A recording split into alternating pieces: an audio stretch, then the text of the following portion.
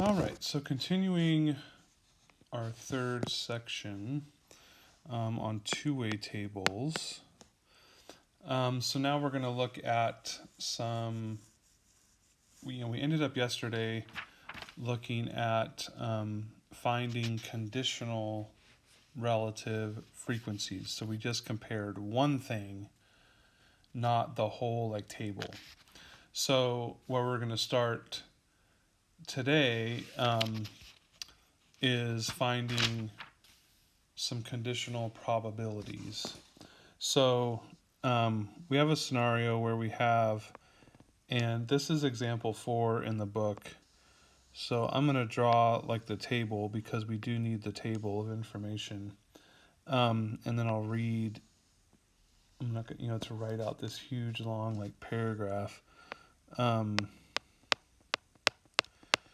So we have 3 cities: Glendale. I need to write a little bigger. Santa Monica.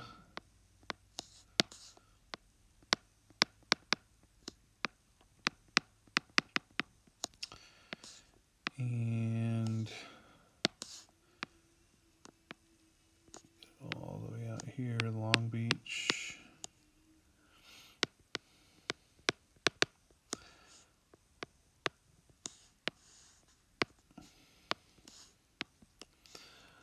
Okay, and then we had a yes and no, and they're recommending a TV company. Okay, it really doesn't matter what they're recommending, but so it gives us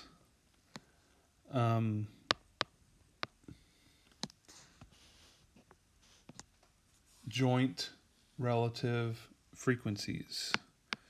So this is let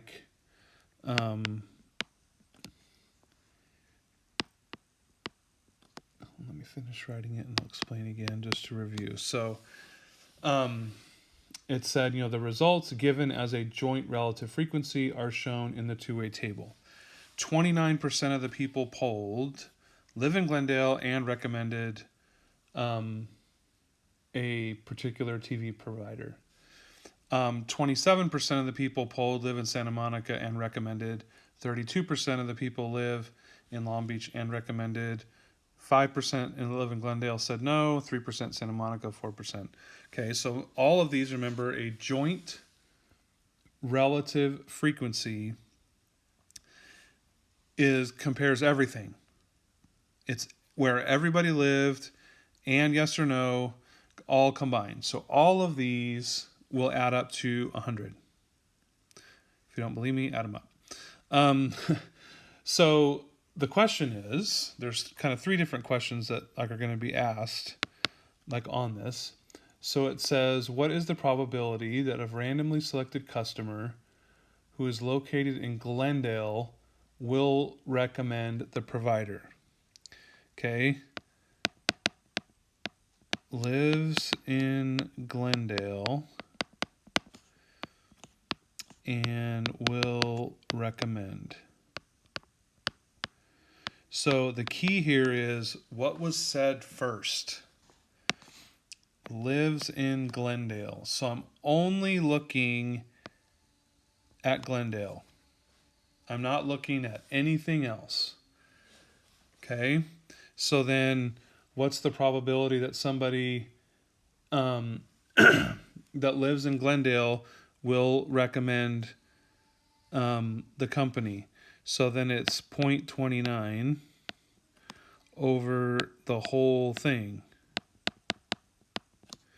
So we get these funky decimals that we have to work with. So this would be 0.34. And what we end up with is 85.3 or 85.3%. So if somebody lives in Glendale, there's an 85% chance that they would recommend a particular TV company. Okay, so when we do conditional, we're only going to compare one thing compared to all of that thing. So we compared the yes in Glendale to all of Glendale. Okay, but again, pay attention to the wording. So then the next, the B one says, what's the probability that you randomly select a customer who will not recommend and lives in Long Beach? Okay, so again, what was said first? Will not recommend. So I am comparing all the no's. Okay, I'm comparing all the no's to the no that lives in Long Beach. So it would be like 0.04 over 0.05 plus 0.03 plus 0.04. So that's 8 and that's 12, so 0.12. Okay, and we get 0.333 or 33.3%. Okay, so if you polled, or if you randomly chose all the no's, there's a 33% chance that you would pick somebody from Long Beach. But it's just the no's, it's not everybody. Okay, if it was everybody, there's only a 4% chance. That's why it's a condition. Okay, and then the last one wants you to determine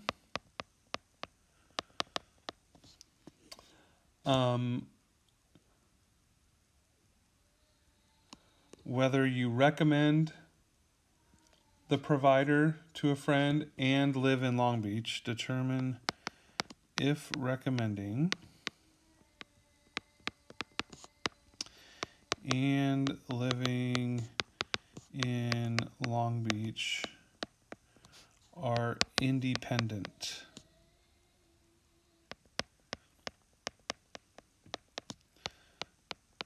events.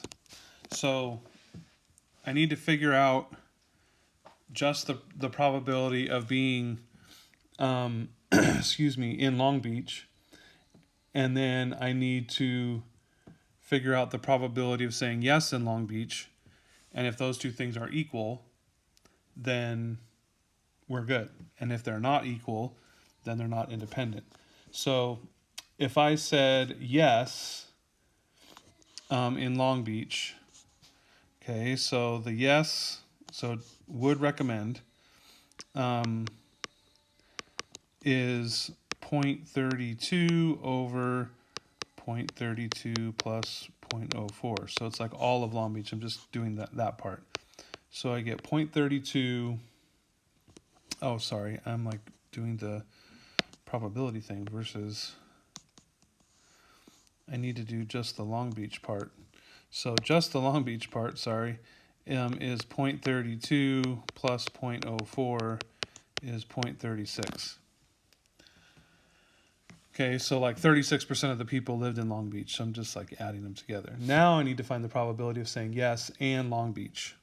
Okay, so sorry, I kind of said one thing and then went to do the other one. So oops, I didn't want to erase that. I wanted to erase the yes part.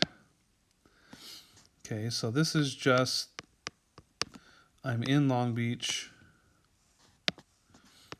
How many people are there? 0.32 plus 0.04, so 0.36. Now I need to do the yes and Long Beach.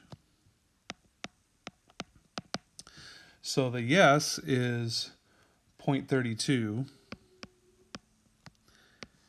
and then all the yeses are 0.29 plus 0.27 plus 0.32, and I get 0.32 over, what is that, 4, 5, 6, 7, 7.9, 8.88, which when I divide it, I get 0.36. Sorry, it's really tight down there at the bottom, but they match. That's the important part. Okay, so if it's independent, they have to have the same probability. And so if you think about it, remember independent versus dependent. Independent events, one thing, living in Long Beach has nothing, should have no bearing as to whether or not you recommend something. Okay, so like just because you live in one place doesn't mean you automatically are going to recommend or you're automatically not going to recommend. So it's like that. Kind of the definition was if the first event has no bearing on the second event, then they're independent. If the first event does have a bearing on the second event, then they are dependent. So there was examples of like flipping a coin and rolling a die. So what are it's the probability of getting heads and then rolling a 6. Those have nothing to do with each other. They're independent. Okay, if you picked a marble out of a bag and set it aside, then you picked another marble out, well, the probability changed on the second one because you set aside that marble. So the second event did depend on the first one because you changed kind of what could happen. Okay, so just a couple problems to deal with.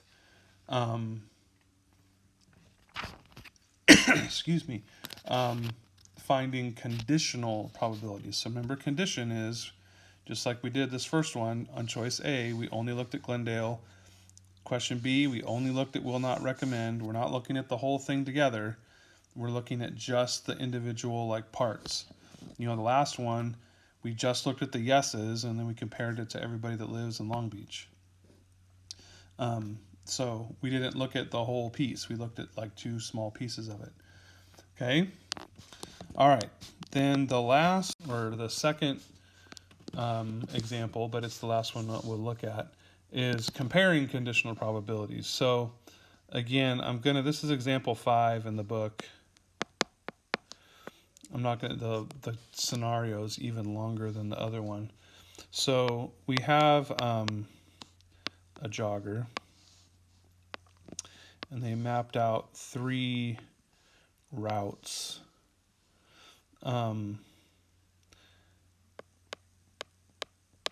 Of like where they could jog, and they wanted to burn a certain amount of calories. And so, without knowing like would it happen, would it not happen? So they, the guy, I'm assuming it's a guy because in the picture there's a guy running. So when they ran Route A, 11 times they reached their goal of whatever the calories were, and 6 times they did not.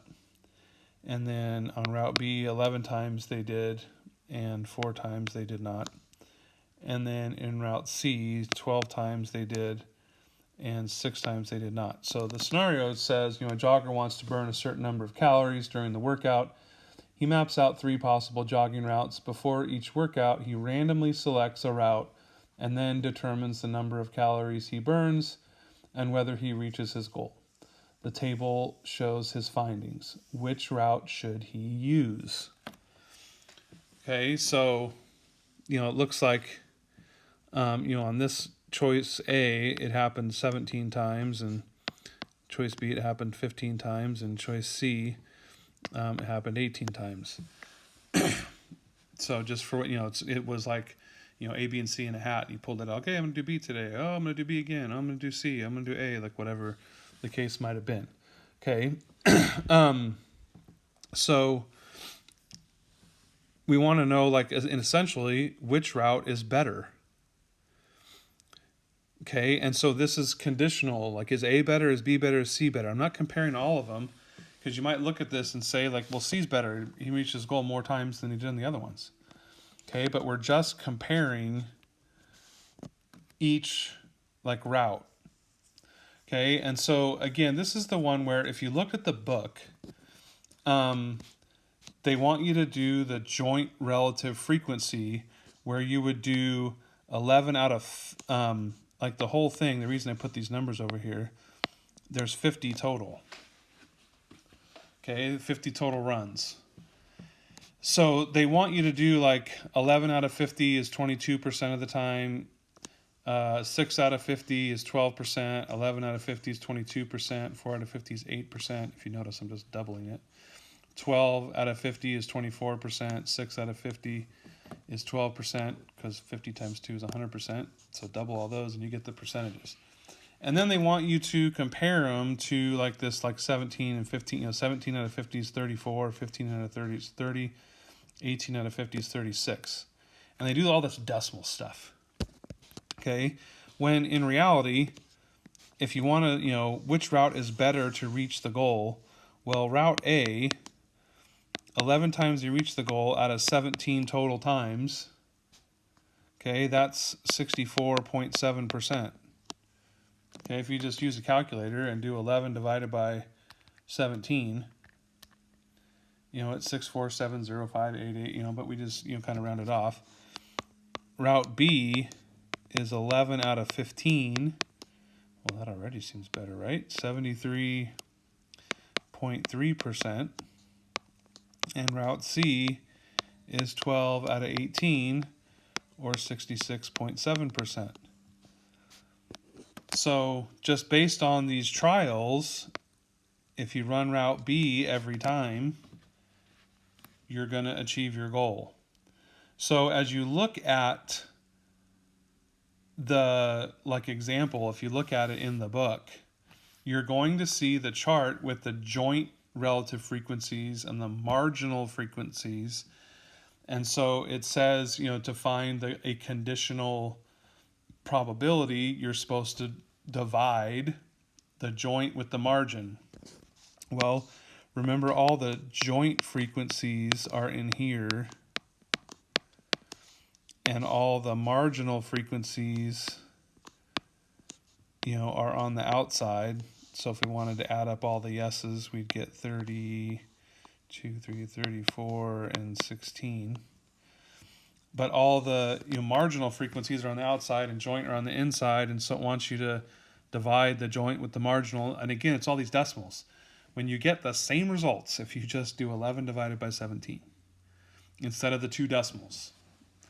Okay, so I'm not doing anything different than the book. I'm just doing it, I think, in an easier format. Okay, so the last couple problems, you're only doing 13 through 18 today, so it's not very difficult, or not many problems rather.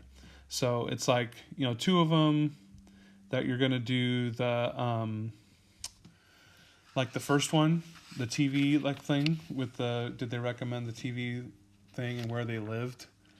Okay, so very similar problems to that. It has where people live and whether or not they recommend something, or what their response was. Then you got two that you got to figure out what they do wrong, and then you have two this last one where it wants you to compare and say which group or which route. One of is was find the quickest route to school, and then one of them has 3 different groups in meeting expectations at school or something like that. Okay, so 13 through 18 is only 6 problems, but you can use these 2 as models. And honestly, I did the problems that are out of the book, and so you can look at example 4 and example 5. Example 4 goes with the first 2 problems. Example 5 goes with the last 2, and the middle 2 look like they could be kind of from anything, to be honest. But probably it looks like example 4, to be honest. Now that I look at a little closer. Okay. All right, so happy Friday. Getting closer to the end. Have a good weekend, guys. We'll talk to you next time.